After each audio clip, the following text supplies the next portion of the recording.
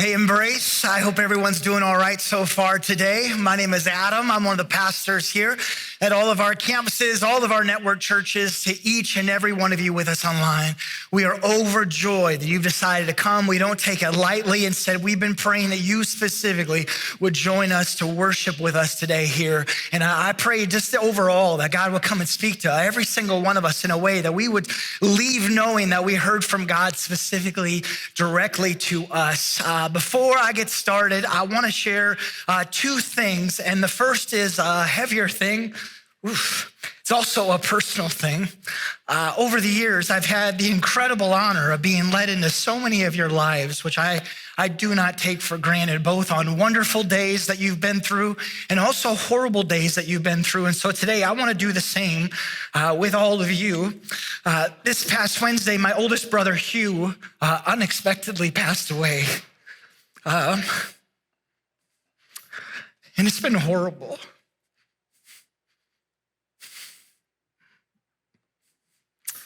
Hardest phone call I've ever had to make in my entire life is to call my parents and let them know.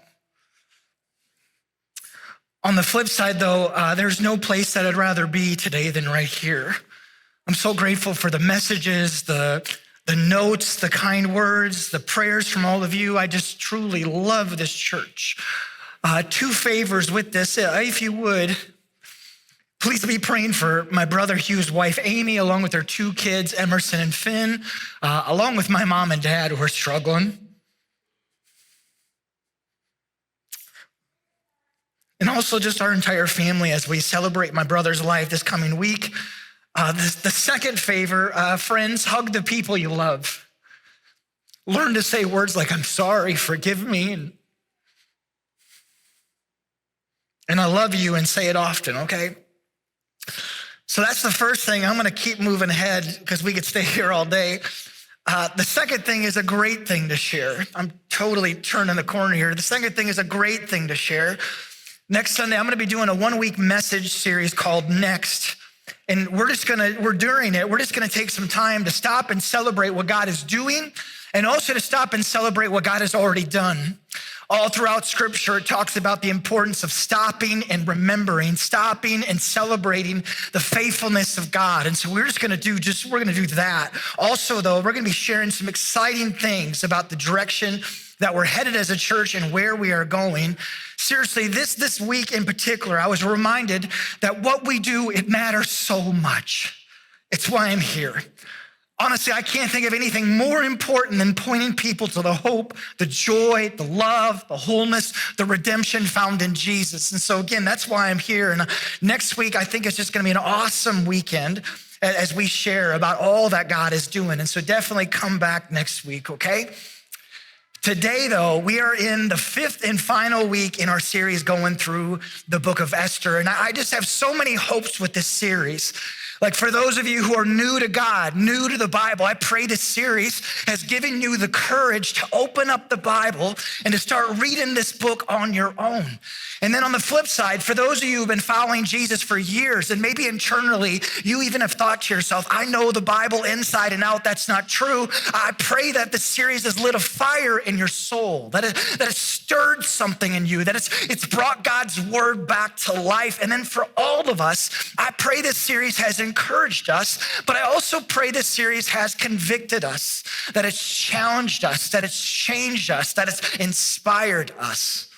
For me personally, this book of Esther has reminded me once again that following God is anything but safe and easy. And also, God wants to do great things in and through us. He wants to do great things in and through you, but not just for the benefit of yourself, but instead for the good and the benefit of others, and most importantly, for the good and benefit and glory of God himself. Okay, so as quickly as I can, I'm going to try and sum up the story of Esther and where we've been so far. First off, there's this king named King Xerxes, and he goes looking for a new queen. And to do so, he does this empire-wide search. And out of all the women in his entire empire, he ends up picking this beautiful young Jewish girl named Esther. And Esther, she is awesome. She is a woman, a person, a leader of integrity, a person, a woman, a leader of character. But there's also a villain in this story. And the villain in this story is named Haman. And Haman is the king's right-hand man. And to put it lightly and to put it as nicely as I can, he is a terrible person. He's an egomaniac. He's emotionally unstable and he's a control freak. And Haman absolutely hates, he detests Esther's cousin, a guy named Mordecai. And why does he hate him? Well, there's several reasons, but overall he hates Mordecai because Mordecai is Jewish and Haman, he hates the Jews. Well, get this, Haman hates Mordecai so much that he decides that he's not just gonna kill Mordecai, but instead Haman decides that he's gonna try to convince the king to kill all of the Jews, not just one of them, but all of them. Well, needless to say, Mordecai and Esther are both devastated. They're crushed. Get this though, up to this point, Esther, again, the king's wife, has not told the king that she herself is Jewish. And so Mordecai tells Esther, you've become the queen for such a time as this. And you need to go to your husband, the king, and you need to reveal to him who you really are, that you're a Jew, and then you need to ask him to save all of our people. And so Esther, she invites the king and also Haman to a special party where she's gonna do just that. She invites them both over, and once there, the king says to Esther, Esther, what do you want? I'll do anything for you. I love you. I'll do anything for you. Ask for half of my empire and I'll do it. Well, Esther responds and says, please, king, even though I'm Jewish, would you save my life? And not just my life, again, it's for the benefit of others, not just my life, but would you save the lives of all my people too? Well, in response, the king is in utter shock and he asked Esther, what? Who's trying to kill you and your people? And then Esther, she looks across the room and she points to Haman and she says, it's him. It's him. Immediately, the king is furious. I mean, this guy is trying to kill his own wife, and he's so angry that he has Haman impaled. He has Haman killed on a pole out in public for everyone to see. And this right here, it brings us to where we are today, starting in chapter 8, verse 1. Here is what we're told. That same day, King Xerxes gave Queen Esther the estate of Haman, the enemy of the Jews. And Mordecai came into the presence of the king, for Esther had told how he was related to her. The king took off his signet ring, which he had reclaimed from Haman. He had given it to Haman. He reclaimed his ring and presented it to Mordecai, and Esther appointed him over Haman's estate. Seriously, everything that was given over to Haman, all the power, all the honor, even his ring is now being given over to Mordecai. Continuing on in verse 3, Esther again pleaded with the king, falling at his feet and weeping. She begged him to put an end to the evil plan of Haman the Agagite, which he had devised against the Jews. Then the king extended the gold scepter to Esther, and she arose and stood before him.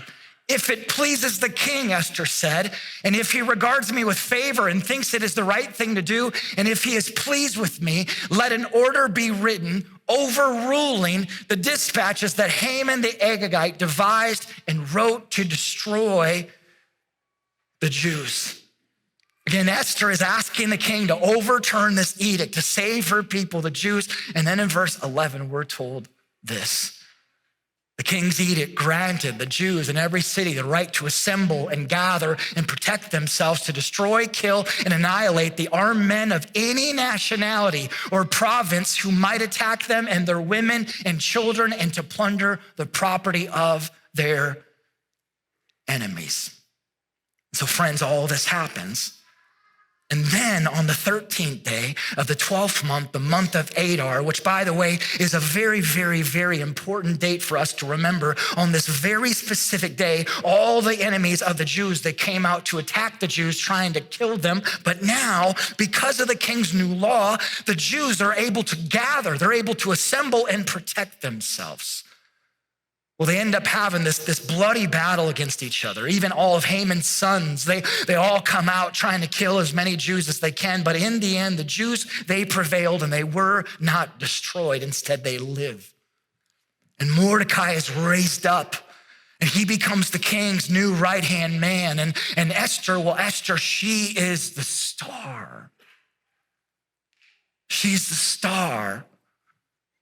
And she ends up saving the lives of all the Jews. Okay, so this wraps up our story. But now I want to go back to where we started at the very, very, very beginning of this series. The book of Esther is a powerful, powerful story, right? And it's a book that's filled with twists and turns and revenge, and there's glitz and there's glamour and there's drama, and there's so much drama that it's easy to miss the fact that something is missing from this book. Or more accurately, it's easy to miss the fact that someone is missing from this book. And who is that someone? It's God. It's God. Esther is one of only 2 books in the Bible where we don't see the name of God mentioned anywhere. Like not even once. I mean, it's almost as if God's not there at all. With this, just ask the question, has your life ever felt like the book of Esther? Has it ever felt in your life like God was missing? Like he wasn't present? Like through the ups and downs, the twists and turns, not in someone else's life, but in your life, it seemed as though God was not there. I'm just guessing if some of us were honest, we'd say whether we grew up in the church or not, it's just always felt like God wasn't there. Or maybe there was a specific event that comes to mind for you. You walked through your divorce and it felt like God wasn't there. You lost someone you love and it felt like God wasn't there. You're stuck in a dead-end job and it's the same thing day after day after day, and it just feels as if God's not there. And it's just like, God, if you're so good, where the heck are you? God, if you're so good, why can't I hear your voice? If you're so good, why can't I feel your presence? If you're so good, why am I walking through this? Why is this happening? Ever felt this way? Ever thought this? Once again, going back to Esther, God isn't ever mentioned in this entire book, yet the truth is, throughout this story, God is all over the place. He's not mentioned by name, but he is everywhere. And not just kind of, sort of, like he's not even hard to see. He's everywhere. He's all over the place. Honestly, in this story, where do we see God? Well, just think about it. Out of all the women in the entire empire, out of every woman, Esther's chosen. And because Esther's chosen and she's Jewish, she can help save the Jews. Seriously, for the Jews, right time, right place, right? And with Mordecai, like he just so happens to overhear 2 guys talking about killing the king. And because he just so happens to overhear this, he ends up saving the king's life. And because he saves the king's life, his name is written down in some book. And then the night before Haman is going to kill Mordecai, the king randomly can't sleep. And because the king randomly can't sleep, he ends up being read this book and he ends up hearing about and being reminded of the fact that Mordecai saved his life. Like, what are the chances? And seriously, even the timing of when Esther throws her party, and that the fact that the king even wants to hear what Esther has to say. Remember, the king could have killed her for approaching him. Seriously, how lucky is Esther? Friends, I could go on and on and on about just the random dumb luck and chance and coincidences. And I just can't even believe this happened all throughout the story. Yet in looking back, God might not be mentioned, but he was definitely moving. I can't see his name. It doesn't show up in the entire book. God might not be mentioned, but he was definitely, without question, moving. He was. Right now, my small group is going through the book of Esther. We actually just wrapped it up last Tuesday night. Shout out to my small group. I love this group of people. They've become some of my closest friends. I love them. The other night, though, we were talking, and I said to the group, I think so often that we expect God to speak in some loud, booming voice. We just expect that God is going to speak in a way that we can't miss him. And we just want it like an equation. Like we just want proof that we can see and know God and that he's in our life and that he's moving and he's at work. We want this. We don't always get it though. Then I just asked, and looking back at your life, are there certain things that you can't explain? certain things that just don't add up, certain things that just don't make any sense, that opportunity that you were given that you didn't deserve, things that just seem so lucky, like the timing was just so perfect. You just so happen to meet that one specific person or someone opened a door for you, and to this day, you still don't know why they opened the door for you. And you had that job, you took that deal that just seemed totally meaningless. You ended up meeting someone that was so critical for you to meet, and that one random thing, that one random conversation, that one random event, it took place, and that one random thing ended up changing your life. Ended up becoming one of the most important things. Again, looking back, are there certain things that you just can't explain? You just can't. In my life, there are so many different things that come to mind. For spring break of my junior year of college, and by the way, this is true, okay? Just before I share with this, some of you are like, I think I need to find a different church after this. Spring break my junior year of college, me and two friends, we were gonna buy an old rundown car. We were gonna drive it to California, ditch the car, and then see who could hitchhike back fastest to South Dakota. I don't wanna brag, best idea ever. So I'll never forget it. We were in downtown Sioux Falls, back when downtown Sioux Falls was a shady dump, and that's being very generous with words, begging a guy to sell us his 1983 Chevy Cavalier station wagon, okay? We're begging him. I'm begging him. The guy wanted $350, but we only had $200. Begged him. If that guy's hearing my voice right now, greedy, okay? God changed his heart. You can forgive everybody. Maybe not this guy, but everybody else. So we're begging him. We did a test drive. It didn't shift. I'm like, sir, it's not even worth $200. So we weren't able to go. So instead of going on this awesome trip, I ended up going home for spring break. Hashtag lamest spring break ever. And I went to church on Sunday. My pastor came up to me and he said, I thought you were supposed to be gone. And I was like, that's just rude. Like, why are you rubbing salt in my wounds? I thought I was supposed to be gone on the best spring break trip ever. And he said, craziest thing, last night, my brother called me and he's looking for someone to fill in for him as a pastor up in Wapaton, North Dakota. Well, I told my pastor right back, I said, actually, I'm not interested in being a youth pastor. And also, I need to get an internship in the marketing world. Otherwise, I'm not going to get a job after I finish my business degree. And he said back, my brother's not the youth pastor. He's the pastor. And I think you should consider it.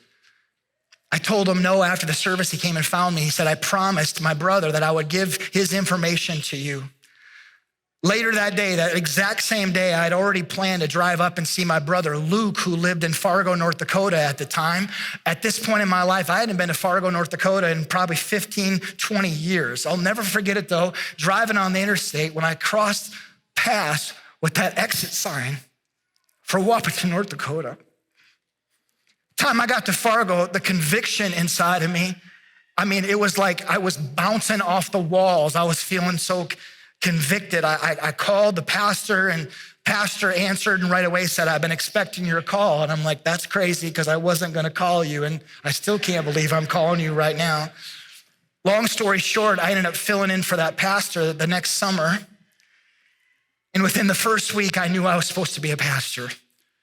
I fought it for 20 years, but I just know without question, I'm supposed to be a pastor. Also, the pastor I filled in for, I ended up marrying his daughter. All week long, I've been thinking about this. It's crazy to think that I might not be a pastor right now. And would I even be married to my wife who attended UND if that guy would have just taken $200 for his crappy 1983 Chevy crappy station wagon? And not just that though, friends, seriously, there were so many little different things that had to happen. No kidding, I was just so lucky. I was just so lucky. Just to ask the same question to you, and looking back at your life, are there certain things that you just can't explain? You just can't explain. What are the chances, the coincidences? I just Still can't believe it. I mean, it just randomly, by luck, happened. Even the hard things that have deeply shaped you, certain things where it's just like, what? Friends, don't miss this. When you take a step back and you look at the book of Esther as a whole, what this book of Esther is trying to teach us is this: there's no such thing as chance, luck, or happenstance. It's the hand of God. Again, this entire book, the message that it's trying to declare, the message it's trying to teach us and overwhelm us with in the best way possible is there's no such thing. It doesn't exist. There's no such thing as chance, luck, or happenstance. It's all the hand of God.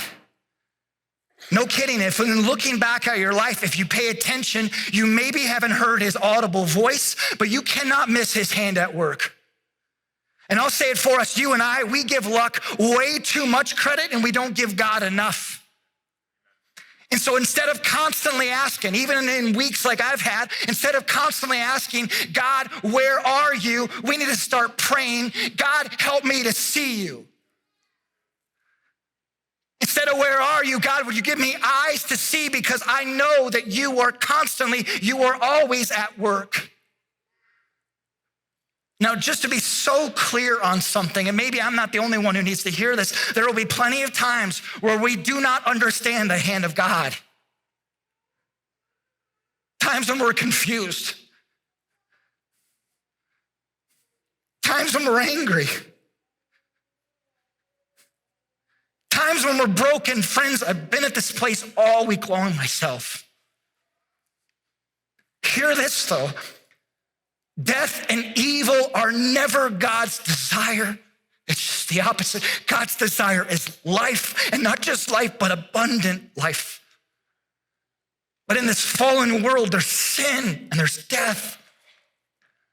Thankfully, though, God can still use it all, even the worst, for good. Listen to this. His good hand is directing all things towards good purposes. It's true.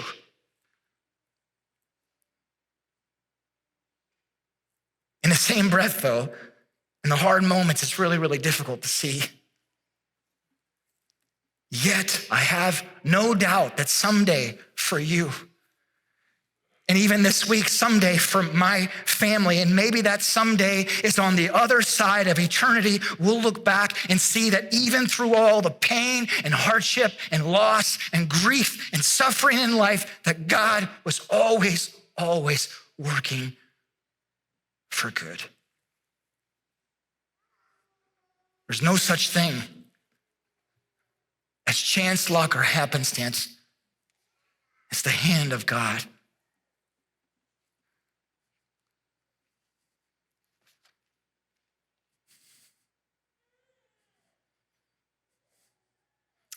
One last thing about Esther.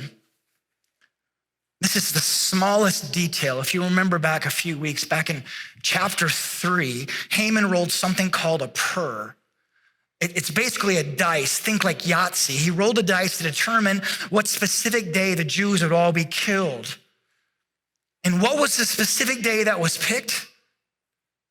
Well, it's the 13th day of the 12th month, the month of Adar. I said that date earlier, right? Do you remember what happened on that specific day? Turns out it was not the day that the Jews were all killed. Instead, it's the very day that the Jews ended up winning the battle and they were saved. Don't miss this. On this one very specific day, instead of it being an awful day, it turns out it became a day of celebration. To all the Jews, instead of it being a day where God appeared and it seemed to be totally absent, it was actually the day that God came through and provided for them the most. He showed up.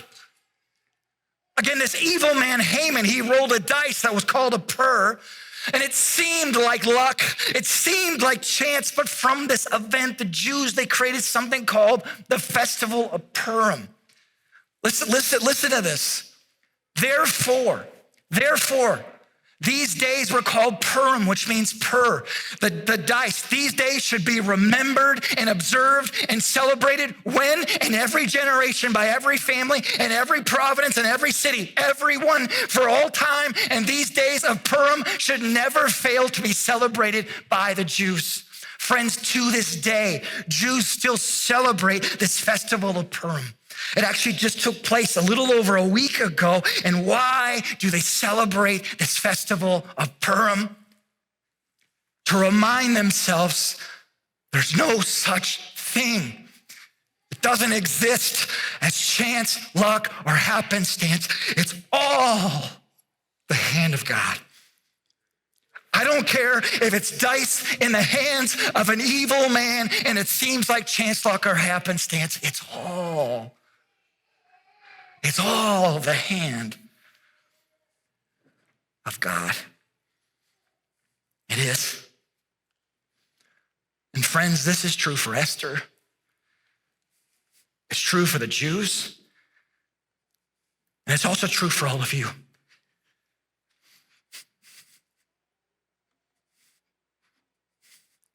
This week, it's been true for my family.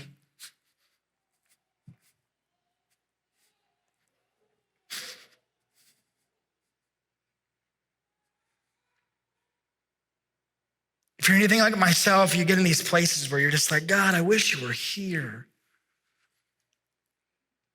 The thing I've been saying all week, God, this doesn't seem real. Where are you? What's your plan?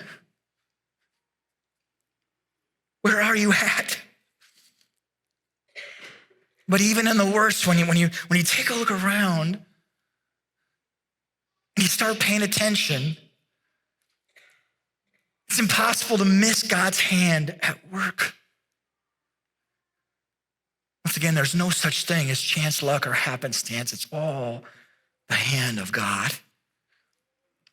And this has been true in the past, and it's also true right now today.